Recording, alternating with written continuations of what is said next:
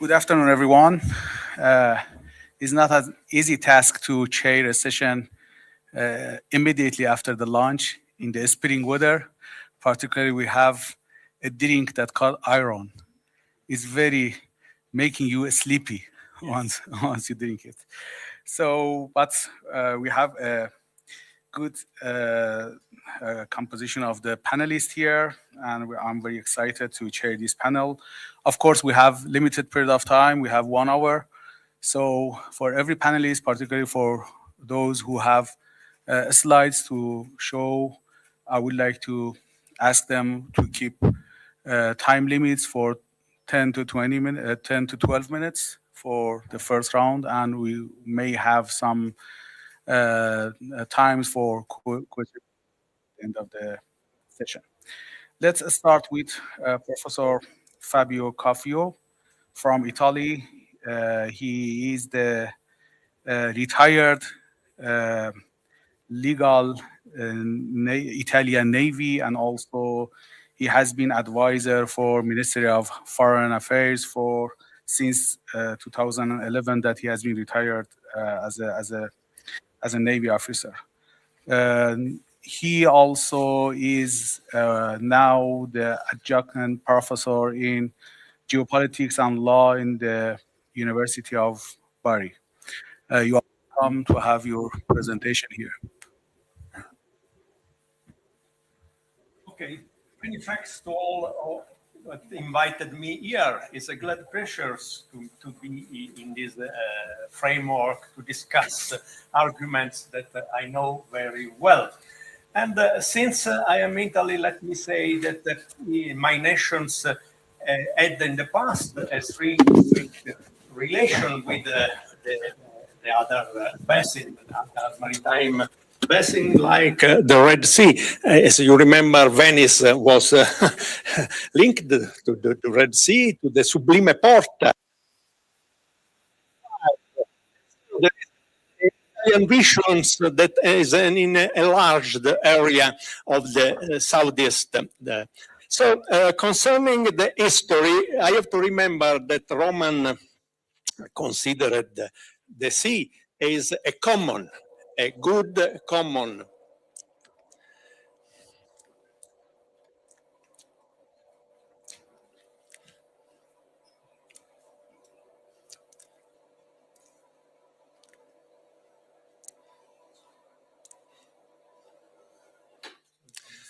So Roman said the sea belongs to all, and this is the concept of all. So the Romans imagined a sort of a universal condominium of the seas. And a common is also the freedom of navigation, since the freedom of navigation is the pillar of the governance of the oceans. But we have to consider also a common good, also the regime of passage in international straits, since the international straits are directly linked to some international waters or territorial waters. So I have to consider the regime of the Constantinople Convention, considering also that Italy signed this convention at the beginning in 1988. So Italy is a part of these conventions. And this convention provides for a free and transit of all ships, also in time of the war. So we can say in some way that the Suez Canal is neutralized, okay? But this is a theoretical concept. Considering also that the canal was defined as a neutral passage in 1958, in 1858 century is a decree of the governor of Egypt. So the Suez Canal is a neutral passage. The regime of passage in the canal and in Strait of Bab el-Mandeb cannot be treated separately. They should be related to the Red Sea one. So we have to consider as an whole, as an international waterway, the Suez Canal, the Red Sea routes, and the Bab el-Mandeb. And we can define these international waterways as safety, security, complex, being international waterways to be considered as a whole.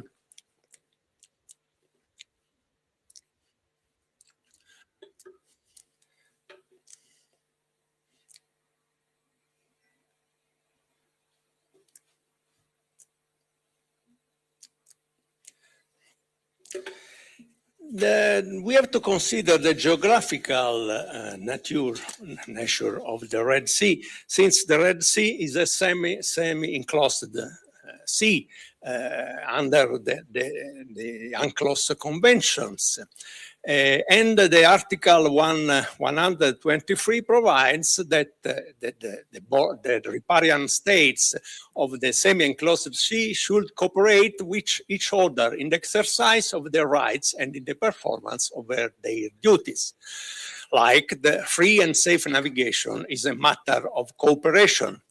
There are further areas of voluntary cooperation in the semi-enclosed sea, like naval building measure or civil use of the sea, mainly the freedom of navigation, the protection of marine environment, and also the surveillance of underwater critical infrastructures of pipelines and cables, since this is the new frontier of the maritime security, the protections of underwater critical infrastructure.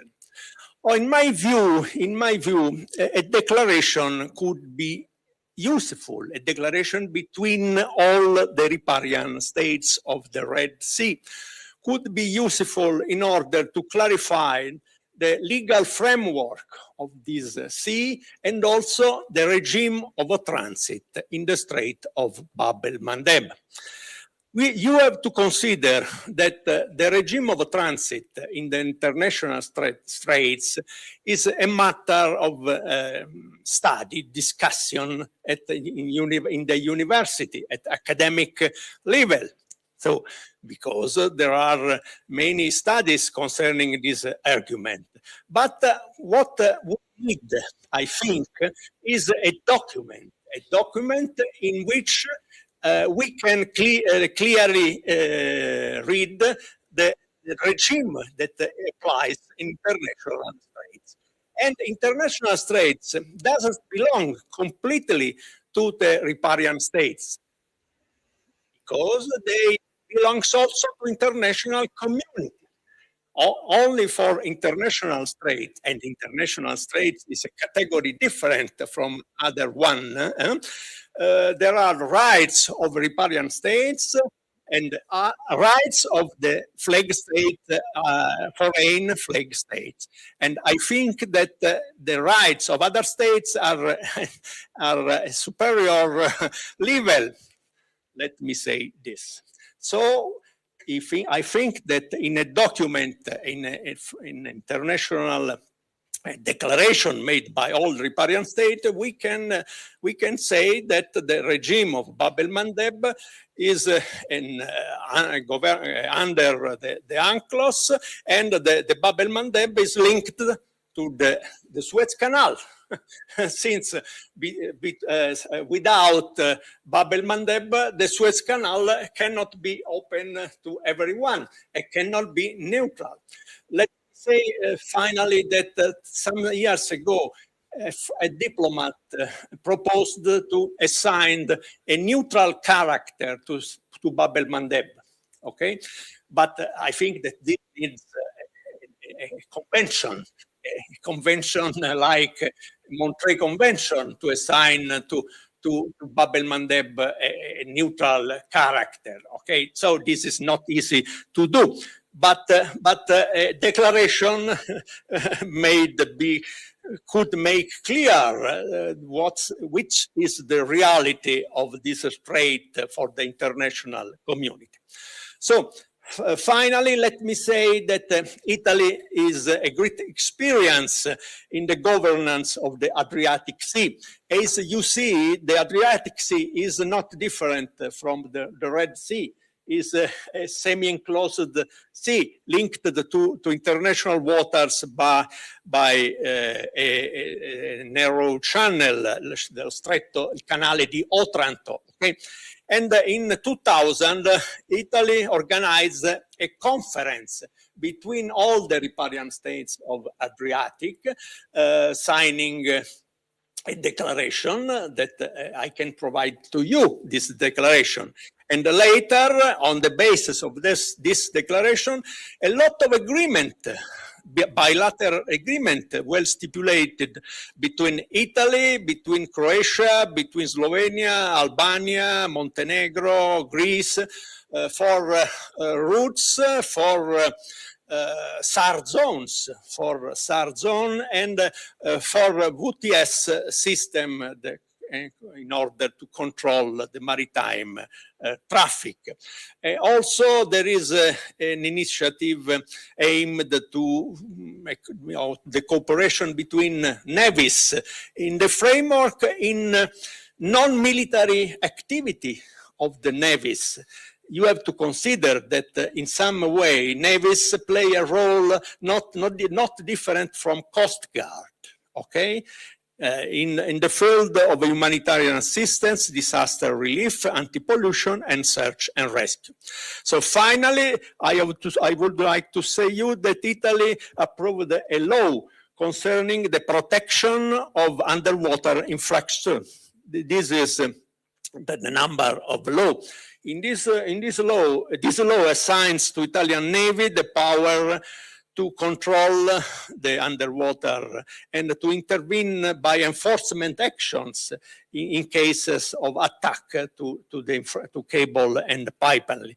And by this point of view, by the point of view of this meeting, is important that in this law we provided for a joint zone of surveillance between the states whose continental shelf are overlapping. Okay, thank you for your attention. Thank you very much. Thanks for being very much in time. I'm going to invite the representative of SETA, the co-hosting organization, Tung Demirtaş, if I'm not Chung. Yeah, my pronunciation is not good. He's the research assistant at Uludağ University, and also is expert in Turkey-African relationship. And the subject that he's going to talk about is the effect of recent developments on Red Sea, geopolitics, and security. Okay, it's your time.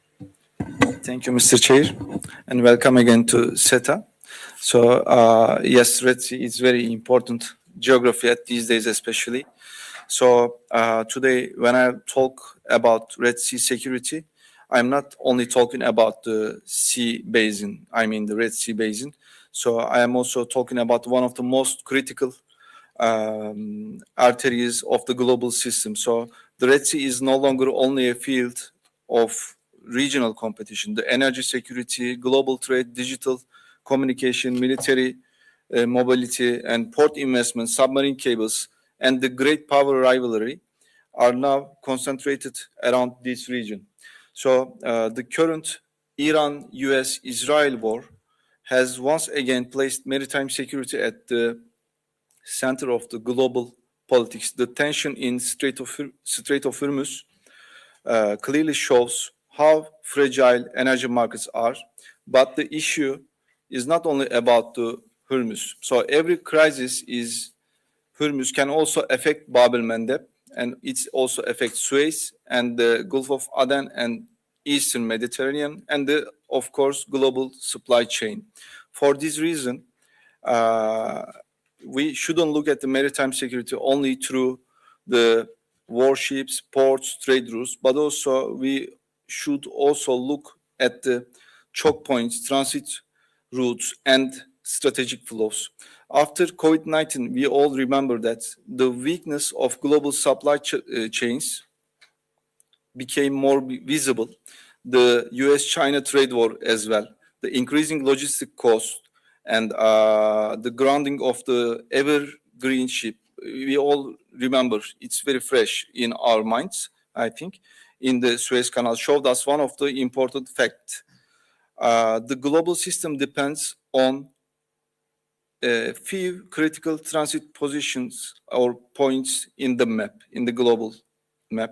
Today, Strait of Hormuz, Bab el-Mandeb, Suez, Strait of Malacca, Gibraltar, the Istanbul Bosphorus, Dardanelles, and the rest of it are not only the geographic passages, they are also keynotes of the global economy and energy security, of course, the military movement and the digital communication because of the sea cables, the undersea cables. So a crisis in one of the points doesn't affect only that region. So it can directly affect oil prices, insurance costs, and the container shipping, food prices, industrial production.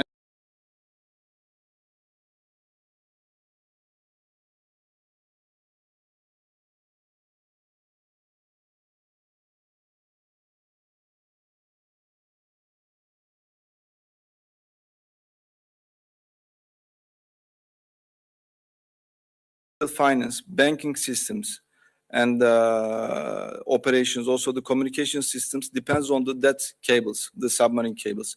So when we speak about the maritime security, it's not only about the oil tankers. Also, it's not about the containers, ships, or navies. So we are also speaking about the data flows, digital economy, and the global communication infrastructure. So in this sense, the Red Sea is more than a classical sea corridor. And it is now a security basin where trade, communication, and geopolitical competition meet. So, of course, Mr. Fabio mentioned Red Sea is very crucial, and there is a one entrance and there is a one exit, Bab el-Mandeb and Suez. So when we focus on that point, these 2 points, Suez and Bab el-Mandeb are crucial. So Bab el-Mandeb connects the Indian Ocean to the Red Sea through the Gulf of Aden. So it's a critical gate. The Suez Canal connects the Red Sea to the Mediterranean and the European markets. So therefore, the security of the Red Sea is directly linked to the security of these 2 gates. So the importance of that route for global trade is very, very clear. So a significant part of world trade passes through this route. It's vital for energy shipments also, the container trade, as I mentioned before, the food products as well, the industrial goods. So instability in this area creates cost not only for regional countries, but also for a wide geography from Asia to Europe. So today, the developments in Yemen, especially Houthis attacks on maritime traffic, just remember the October 7th, its effects to maritime traffic, military activity in Gulf of Aden, and the fragile security environment around Bab el-Mandeb shows how sensitive these routes is. So here, the key point is Red Sea security doesn't start or end the sea. So the internal stability of coastal states, control of ports, military bases on islands, the role of proxy actors, and the regional rivalries all directly affect the security structure of the region. So today, the many actors want to be present in the Red Sea and Gulf of Aden region. We can clearly see that the United States, China, European countries, Gulf states, Iran, Israel, Egypt, and Türkiye look at the region through different strategic priorities. So in recent years, we have seen new military presence areas around small island ports, coastal points from the Gulf of Aden to the entrance of the Bab el-Mandeb. Some actors present this as port investment in the Gulf especially. Some present it as a trade activity. Others present it's a security cooperation in the region. But when we look at the reality on the ground, many of these activities also serve military and strategic purposes. So this creates a fragile and risky security structure of the region. So coordination is weak, what I am seeing on the region. So competition is very strong.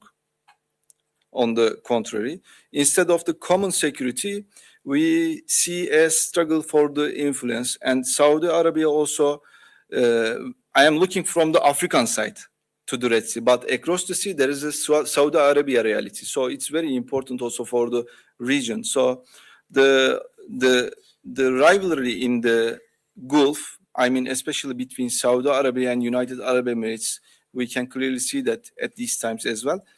So it's also affect to the Red Sea basin. So especially on the other side, the recent developments in Yemen have again shown Saudi Arabia sensitive about this country, because Yemen is very important for also Saudi Arabia and for the security of the Saudi Arabia, also for security of the Red Sea. So it's very not complex issue, but it's very related with each other, what I am seeing from here. So it's okay. It is also K-file for the Gulf of Aden and Bab el-Mandeb. So therefore, every development in Yemen is directly part of the Red Sea security. So in this context, the activities of destabilizing actors in the region should be followed carefully. In particular, Israel and some actors working in close coordination with Israel seem to be trying to build a new geopolitical and security ecosystem in the Gulf of Aden and Bab el-Mandeb area. So it's very risky and it's very important issue. So it should also be evaluated in the terms of the trade routes, port controls, maritime communication lines, and the regional influence. So what I want to talk about especially at this point, the Somalia-Türkiye relations have special importance for also Red Sea, because Somalia's border in sea, it starts from the north to Zeyla to Kismayo in Indian Ocean and in the Gulf of Aden. So there is an agreement between Turkey and Somalia. So the name of the agreement is Defense and Economic Cooperation Framework Agreement, which is signed between Turkey and Somalia on February 8th of 2024. So it is important not only for bilateral relations, also it is important and it has a strategic meaning for the security of the Red Sea and the Gulf of Aden. Since 2011, Turkey has made major contribution to the state capacity building in Somalia, and Turkey has supported the rebuilding of security institutions, training, infrastructure, humanitarian aid developments, and the diplomatic capacity. But this agreement represents a new stage for Somalia's maritime security as well. So it can support to the security of Somalia territorial waters, the protection of Somalia's maritime jurisdiction areas, and the developments of Somalia's maritime security capacity. Here, we should underline one point. The Somalia has sovereign territorial waters from Zeyla in the north to Kismayo in the south. The Somalia's maritime areas important not only for Somalia, what I am talking about. There are also critical for the security issues of the Bab el-Mandeb, Gulf of Aden, and the Red Sea. The security of the routes, this route is opening to Bab el-Mandeb, cannot be separated from the Somalia's maritime security. For this reason, Turkey's presence in the region, especially in Somalia, shouldn't be seen only as a bilateral military cooperation. It should be seen as a wider strategic capacity that can contribute to the regional security architecture, because the presence of Turkish naval elements, I mean the ships, the frigates of the coast of Somalia is also important in this context. Turkish naval elements are present in the region, while the deep sea drilling ship Çağrı continues its activities. So this is important also not only for the security of energy exploration. It's also important for the supporting the maritime security capacity in Somali waters. The recent return of piracy activities at this time to the agenda shows how sensitive this issue, the incidents involving an Egypt line vessels of Puntland also shows this fragility. If such incidents increase, they will not affect not only to Somalia also or Turkey, they can directly affect the Red Sea security and the global trade routes. So therefore, the cooperation with Turkey and the entrance of the Red Sea, namely in Gulf of Aden and Bab el-Mandeb area, is important for regional stability. The supporting Somalia capacity does not only mean supporting to Somalia, it also means to contributing to Red Sea security and it continue of global trade and the stability of the maritime routes. So when we talk about Red Sea security, it is 1 minute. Okay, I will collecting everything. So also the Sudan issue is very important at this process, the Red Sea basin process. So Sudan is very strategic locations on the Red Sea coast. For this reason, the crisis in Sudan cannot be seen only for the Sudan issue or international issue. The crisis has become security issue with the regional and globally effect also. So a stable Sudan with its sovereignty and the territorial integrity protected, it's very important and it is very vital for the Red Sea security. On the other hand, for finally, a divided Sudan, fully militias and influenced by the external actors through the proxy forces will create a long-term instability also Red Sea line. The last sentence is, I will also mention to the Türkiye-Somalia agreement. Of course, Turkey is a one actor on the Somalia, but it's not only Somalia, it's on the region. So Turkey is stabilizer actor for also the Red Sea countries, also for the global system. So, of course, there will be any question. I will also continue to answer everything. Thank you so much for your patience. Thank you very much. So let's move on to UAE. We have two representative panelists from the Trans Institute of UAE.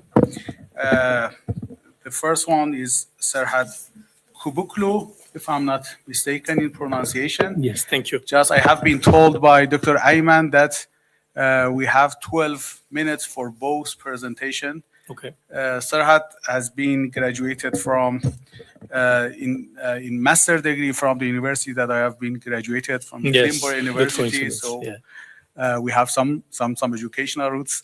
Also, he has been graduated from Johns Hopkins University, Yes. and he's in charge of the Turkey program in deterrence. And the title is the UAE security policy, maritime security policy and challenges. Thank you very much for the kind introduction, and it's a pleasure to be here with you today among this distinguished audience and speakers. So thanks very much to SETA also for hosting us here. So I'd like to start by showing, or before that, explaining what we're going to talk about. So our presentation is about the UAE's point of view toward the Iran war and the Strait of Hormuz, and how UAE is transitioning its maritime security vision from a coastal state or defensive actor to a more comprehensive and international security actor. So before we start, I would like to show you these two maps. On the right, you see Iran's map, or the map that it asserts currently on the Strait of Hormuz. And on the left, you see its regime of control, or the zones under its proposed control regime. In fact, on the map, on the left line on the map is actually further to the west. It has changed since then and moved, including the Siri Island, which maybe you can see on the map over there. Just over there, there's a dot to the left of that line. It's Siri Island, so it actually extends all the way to there. The reason why I show you these maps is the following. As you know, these kind of straits are operated under the International Maritime Organization's traffic separation scheme. the internationally accepted, the status quo ante route lies entirely within Omani territorial waters. And due to its 21-mile narrow width, the Strait of Hormuz, and the 12-mile territorial claims of Iran and Oman, the Strait of Hormuz lacks any high seas transit corridor. So it falls entirely within Iranian and Omani territorial waters. So legally, this shifts the maritime regime from the more liberal transit passage to the more restrictive innocent passage regime. While this allows both coastal states to regulate traffic and demand compliance with local laws, of course, this is their right, they still remain treaty-bound to follow either customary international law or UNCLOS, United Nations Convention on Law of the Sea. Now, the legal tension centers on the distinction between transit passage, which is governed under UNCLOS Articles 37 to 40, and innocent passage, Articles 17 to 19. While transit passage is designed to remain operative even during wartime, as is the case for Turkey's Istanbul Strait and Çanakkale Strait, the regime of innocent passage is different. It allows coastal states significantly broader authority to enforce domestic administrative and security regulations. However, this power is not absolute. During peacetime, coastal states are prohibited from obstructing or suspending innocent passage. A critical divergence between innocent and transit passage occurs during armed conflict, which we go through currently. Unlike transit passage, a coastal state may temporarily suspend the right of innocent passage for foreign merchant vessels that are party to the conflict for security reasons, provided the suspension is formally published and announced. So that means it may not suspend passage of ships bearing third-party flags, countries of, for instance, India, South America, Africa, or you name it, other countries. Furthermore, while the passage itself must remain free of charge under both regimes, coastal states under the innocent passage framework in Hormuz, for instance, may levy special fees for services rendered, such as pilotage. Now, the challenge here is this: using the war as an excuse, Iran is effectively attempting to transform the Strait of Hormuz into a sovereign corridor by unilaterally, as you see on the right side on the map, by unilaterally rerouting traffic behind Larak Island. Iran is basically seeking to nullify innocent passage norms through the Strait of Hormuz through Omani territorial waters. This is an illegal move because it serves two strategic ends. First, it establishes a direct revenue stream by, for instance, charging for pilotage, etc. Second, it enforces international shipping into a tactical bottleneck that is closer to the Iranian mainland, where, for instance, the IRGC can exercise maximum surveillance and interdiction capabilities. I must say, while passing, that Iran has not ratified UNCLOS, and yet it invokes the right of innocent passage under Geneva Convention, arguing that it can restrict transit vessels if they pose a threat to national security, which is the main sort of excuse it provides. But this approach is, of course, contested by other powers, namely the regional countries first and also outside powers, who argue that it erodes the principle of free navigation. So the key challenge here is that this measure regarding Strait of Hormuz encompasses vessels from all states, whether they are belligerents or non-belligerents. And it's indiscriminate in one way and selective in another way. So it's indiscriminate in that it can stop all vessels from passing, or it can selectively pick certain friendly states' vessels to pass through the strait, both of which are actually against customary international law. Sorry. I think the slides are not moving.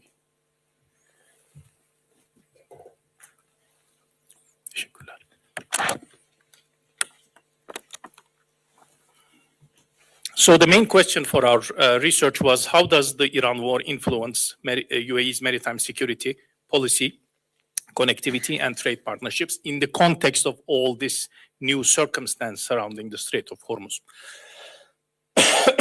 Excuse me. So the methodology we used is Barry Buzan's, as very well-known regional security complex theory, arguing that the Gulf is a highly interdependent security space where threats travel rapidly across geography, markets, and infrastructure. So if we frame the challenge, the first key factor we see is interdependency. The Iran war and the closure of the Strait of Hormuz shows that maritime security in the Gulf must be understood as a regional security complex. Two, the UAE depends heavily on the Strait of Hormuz. Its most critical vulnerability is passage through the strait, not just for oil, but also food, connectivity, and overall its national credibility. And thirdly, UAE's maritime policy is no longer constrained to just coastal defense, but also wider connectivity and outreach to high seas. So the war casted a systemic shock to the regional security complex. It has highlighted that the Strait of Hormuz, Bab el-Mandeb, and even the Suez Canal are critical choke points, are fundamental bottlenecks that can otherwise completely block the region out of international connectivity, with the accompanying economic risks such as logistics, infrastructure, insurance costs, higher premiums, and so on. So the strategic disruption has highlighted and exposed the United States overstretch and the limits of its power. I think this is one big conclusion that we can draw out from all this mess that we see currently, that neither side can easily back off from. So Washington can no longer pivot to Asia without being pulled back into Middle Eastern emergencies, which leaves countries in the region ambivalent and in an ambiguous state, not knowing, where to look or who to expect assistance from or security guarantees that render themselves no longer reliable as they used to be in the past. So the three outcomes we see here are: one is that geography cannot be bypassed entirely. Two is economic resilience is a part of deterrence. And three is that maritime disruption is a multi-domain fact. I'm moving on quickly because we're running out of time, so I'll pass the microphone to my colleague Rashid.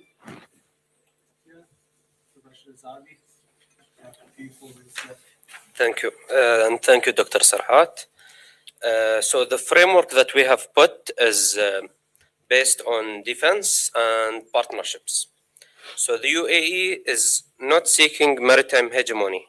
It is seeking resilience, optionality, and freedom of maneuver in a multi-centric regional order. And safeguarding maritime trade routes come at the peak of the policy approaches, in addition to strengthening naval capabilities, investing in strategic partnerships, and leveraging multilateralism as a force multiplier. So building on the strategic resilience, there is a shift from traditional coastal defense to a broader model that links military readiness with critical infrastructure protection. This includes the ISR, intelligence, surveillance, and reconnaissance, coastal defense, and integrated air defense systems. Therefore, balancing power and especially external power is very important. So the strategy is to continue partnerships with the US, the UK, France, and wider partner capabilities. And as I have mentioned, multilateralism is a force multiplier. Therefore, maybe we should think about joint exercises with those countries, maritime coalitions, information sharing, and crisis coordination.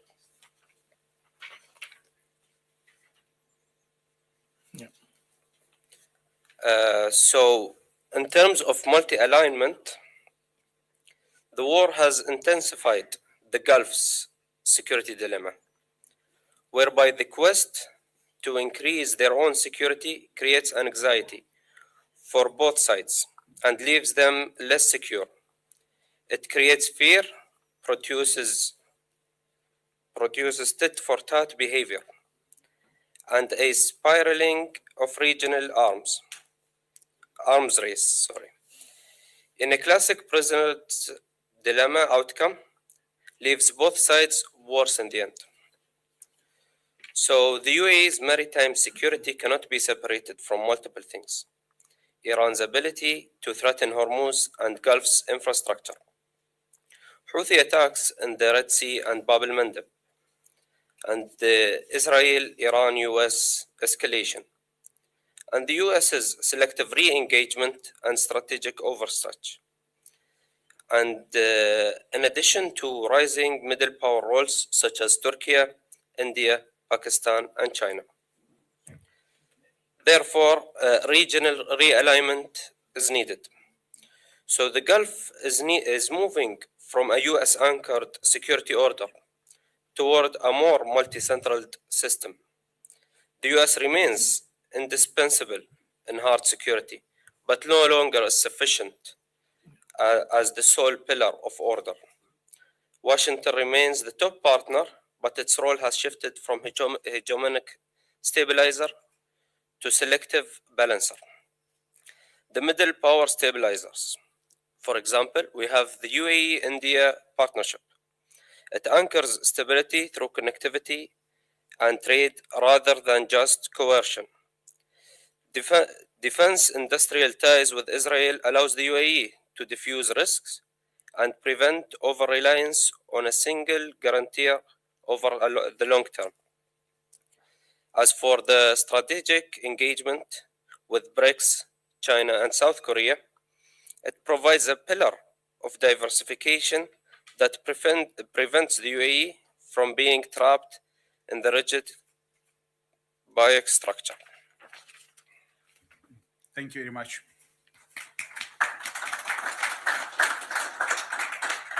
Thanks for being in time. Interesting presentation. We are moving to have an Iranian-Italian perspective of Mehdi Rahimi. Oh, still you have something to add? Okay. Yeah, we have 2 more slides actually. Okay. Continue.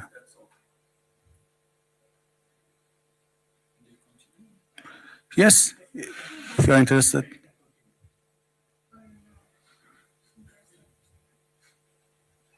Okay, I mean, let me make maybe some quick concluding remarks.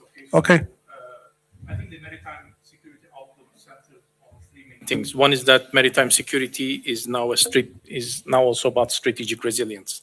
So for the UAE, protecting the sea is no longer just limited to naval forces, but also, safeguarding energy exports, critical infrastructure like,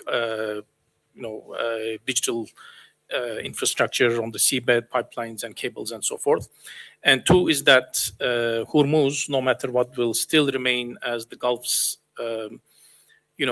central vulnerability, unfortunately. And there is no easy solution to this, especially after this war, as we see. But there is adaptation. That UAE's advantage is that it's an adaptive country. It can quickly rise up from difficulties, pandemics, crises, the war, and we saw this clearly, at the beginning, in the first few weeks of the war, especially the resilience, the kind of strategic communication from the management of emergency and crises within the country by the authorities, that the country stands as a strong and unified body, not like it would fall apart, or as some would claim, some emirates would declare allegiance to others or independence or so forth. These are just, baseless rumors. So the UAE stands up and adopts to new realities in the region, surviving through difficulties as it did in the past. So thank you very much. Okay, thank you. Yes. Now is your time, Dr. Mahdi. Mahdi is from University of Genoa, and the title that he is going to present is the application of autonomous system for safe maritime zone in the Red Sea, the Gulf of Aden and Oman. It's your time. Thank you very much. Good evening, everybody. It's a very great pleasure to be here in this distinguished conference. I know everybody want to be a little tired, and I want to be quick and skip some part to be strict in the time.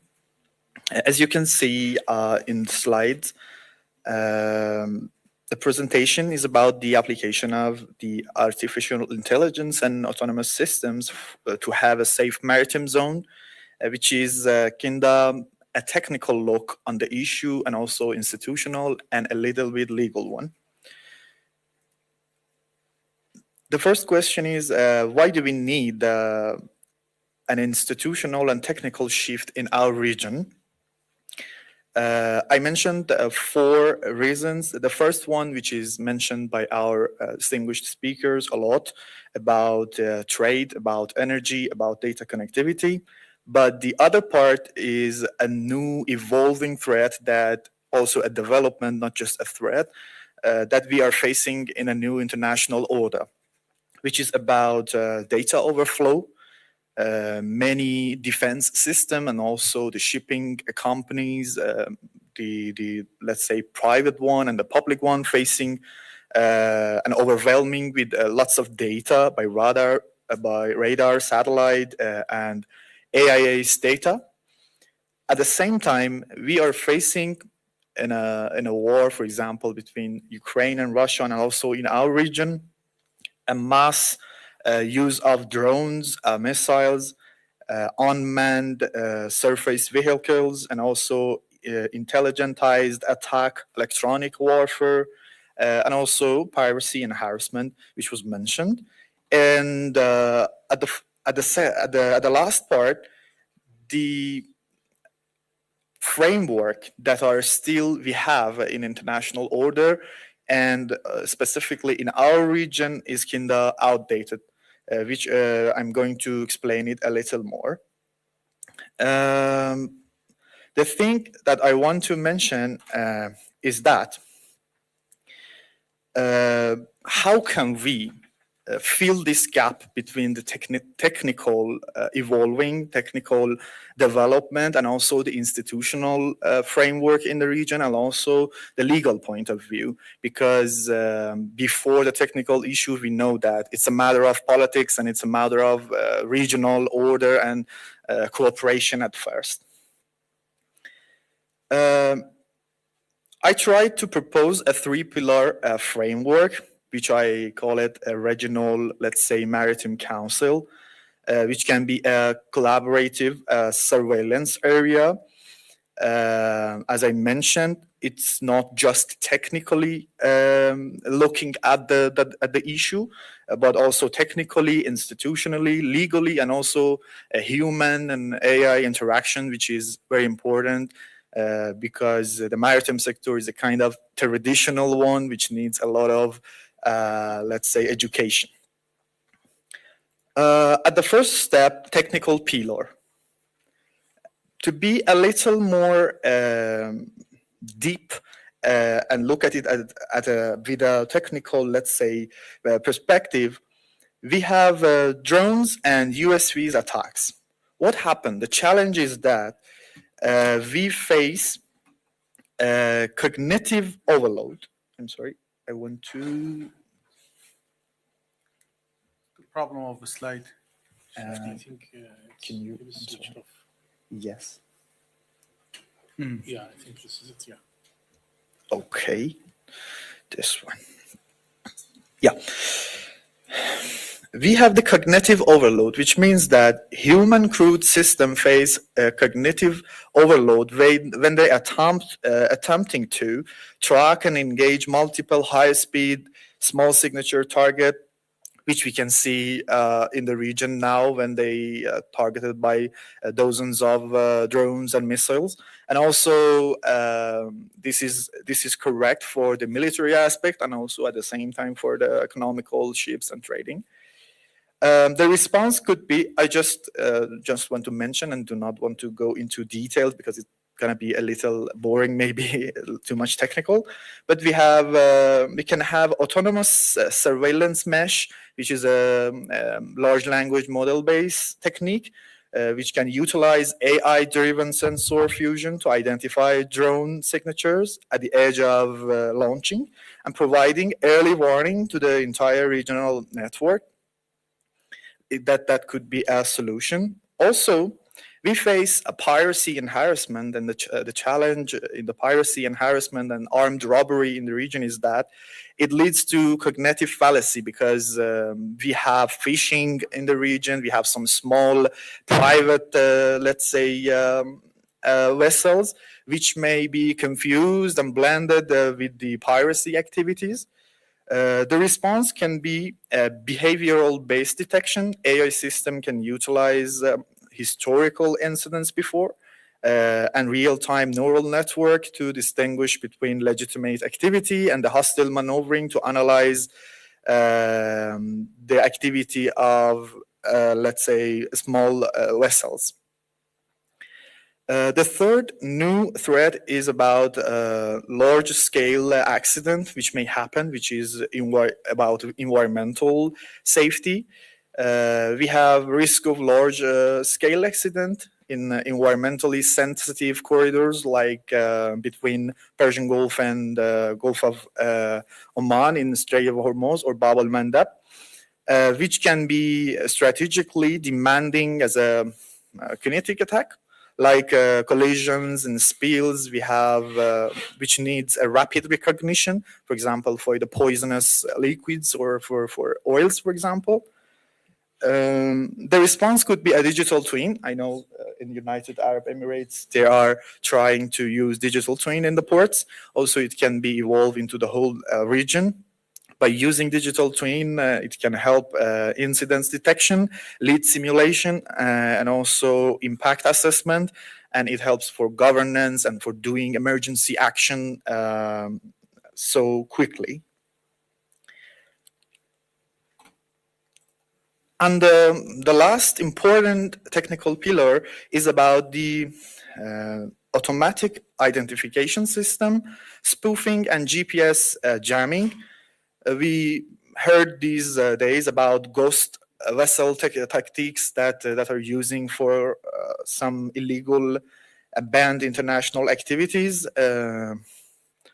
Some countries or maybe non-state actors use these tactics to project it onto digital map in a location that they do not physically occupy, which is kind of a mask for illegal activities and which may lead to other ships into hazardous water. The response could be also reactive, proactive and reactive. The proactive one is before the incident and such a thing.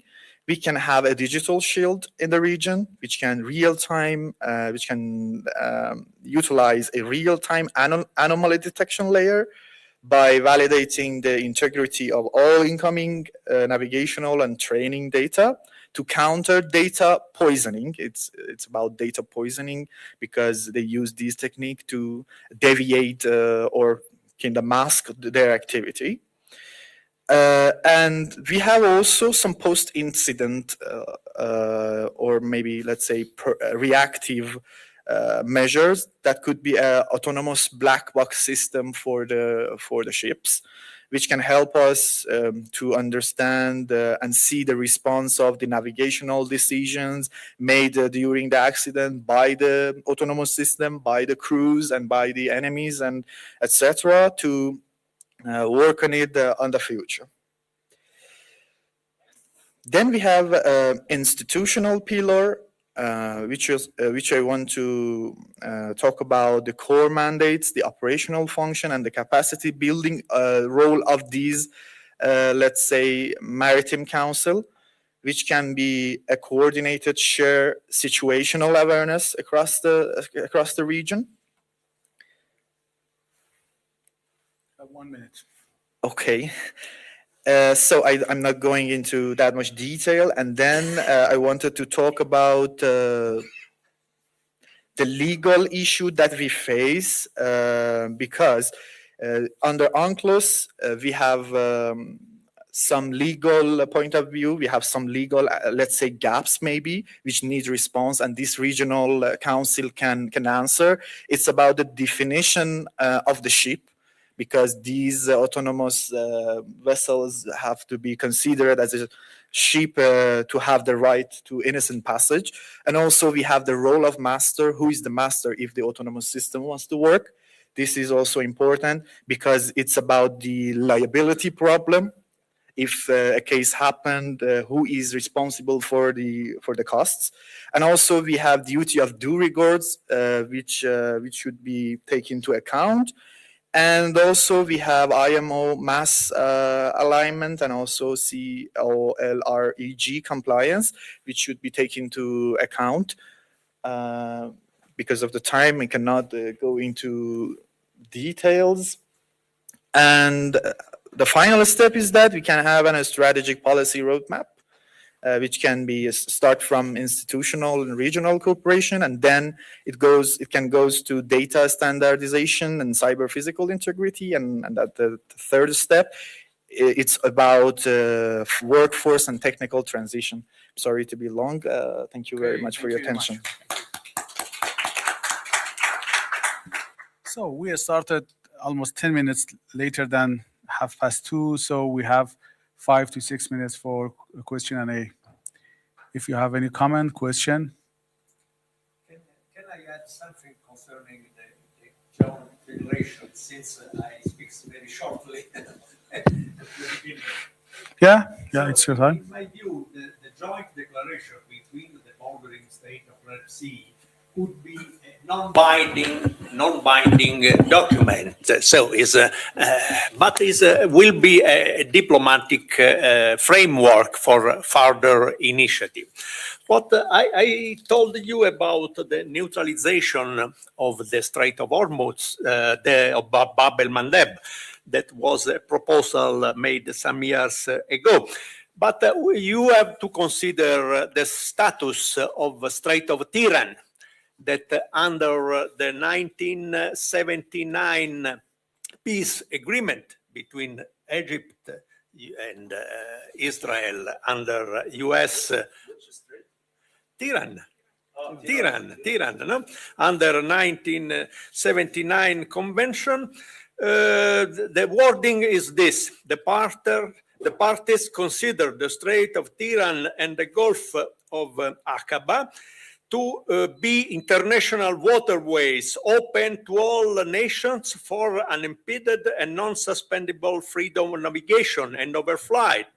The parties will respect each other's right to navigation and overflight for access to either country through the Strait of Tiran and the Gulf of Aqaba. So you know very well this agreement, and still is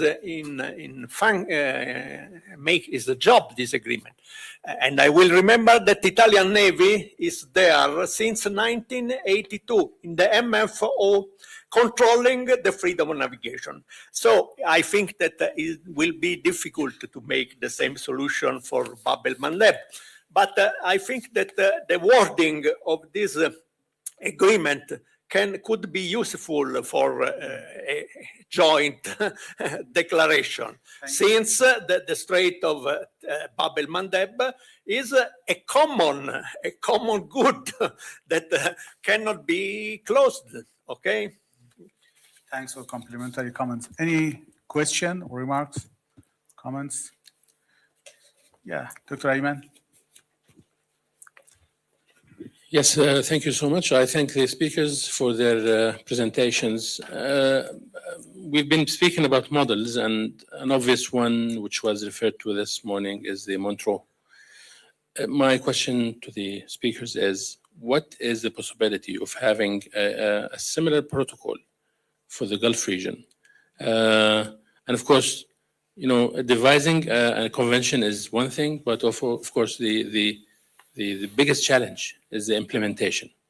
So under the hypothetical question that a convention is already existing, would it be possible to implement under the current circumstances? Thank you. Thank you. Let me to have another Okay. question also. I have a question to Dr. Tunç about the Red Sea and Bab el-Mandeb Strait because we had a very bad experience concerning the Strait of Hormuz during the wartime. Still, the problem continues, but during that time, we had another fear that the similar thing happens to Strait of Bab el-Mandeb.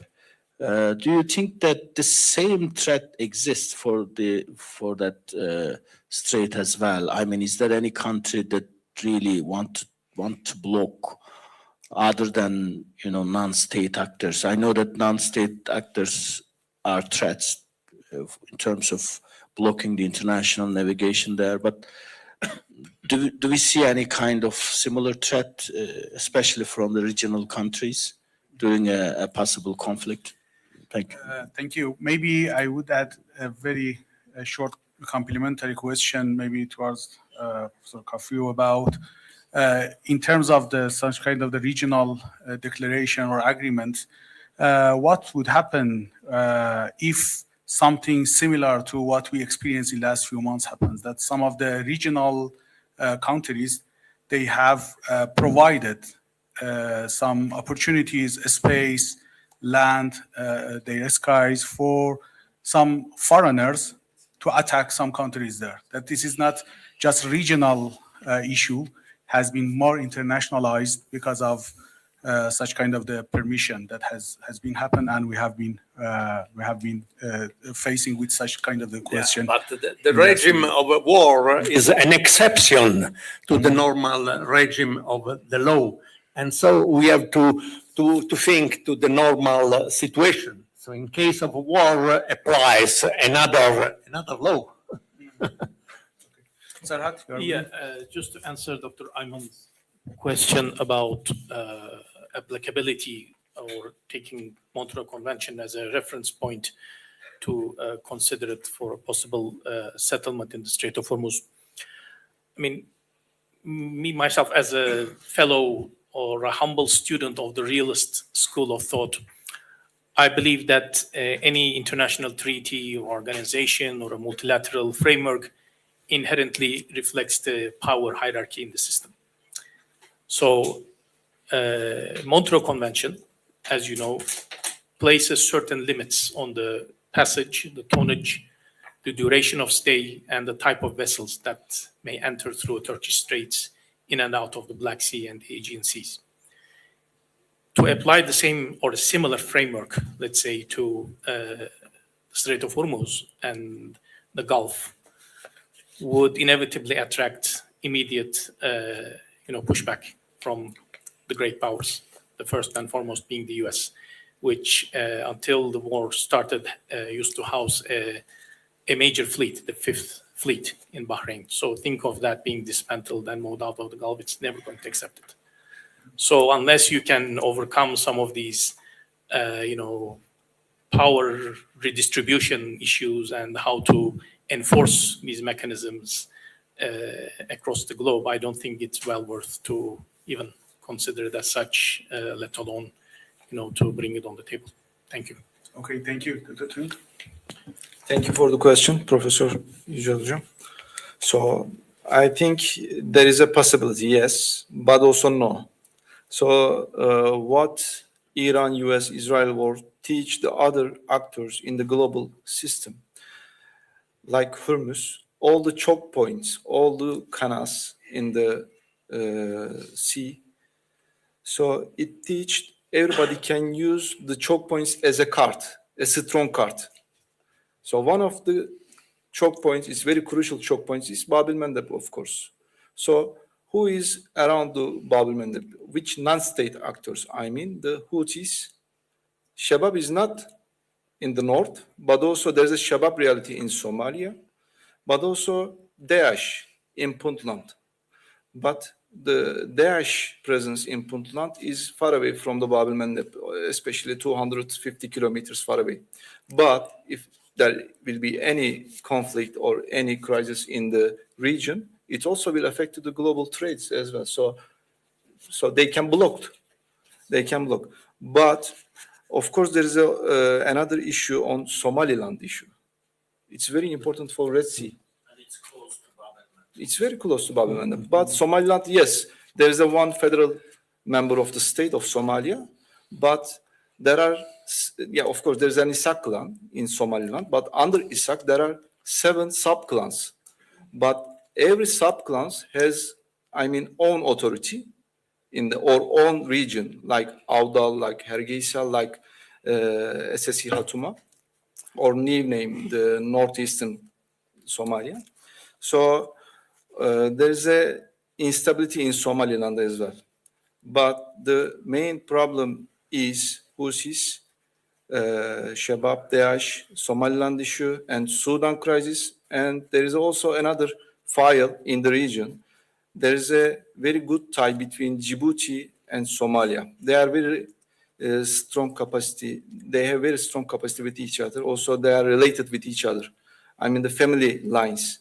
It's very strong. And Djibouti is giving a lot of importance to how Somalia lives in their lives in Somalia. Because of that, the president of Djibouti, Ismail Omar Gelle, is very powerful. Yes, Djibouti is a very small country in the region. It's about 1 million population. But the naval forces of the Djibouti, it's very important for the Bab el-Mandeb, security of Bab el-Mandeb. But if I'm not wrong, the Japan is giving a lot of importance to Bab el-Mandeb, and they gave 60, if I'm not wrong, ship to the Djibouti government last year.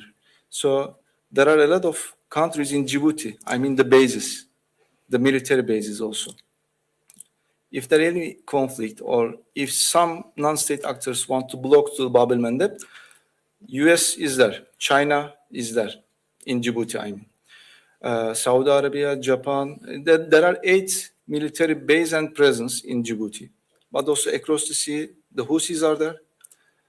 Also, the Turkish Navy, what I mentioned in my speech, Turkish Navy can also be there. Also, European Union is there. The CTF forces also now on the Gulf of Aden, CTF 151.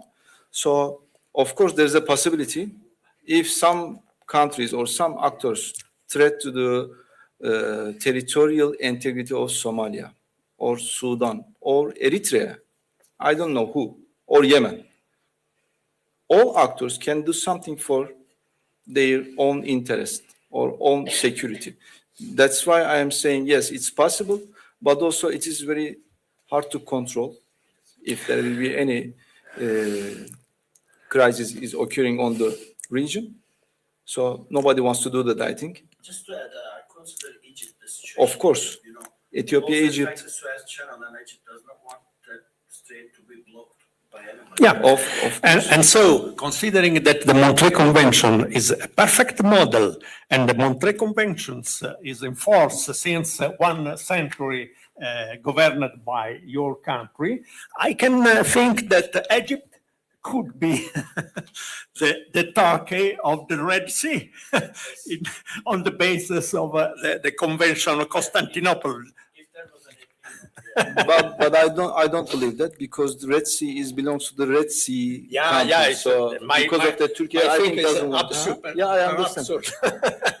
Okay, thanks for Thank you. everyone. Also, the Black Sea belongs to other countries. Before concluding the session, I was suggested by Dr. Ayman to invite everyone after the end of the session to come together to have a group photo. Yes, so please join me for thanking our esteemed panelists together.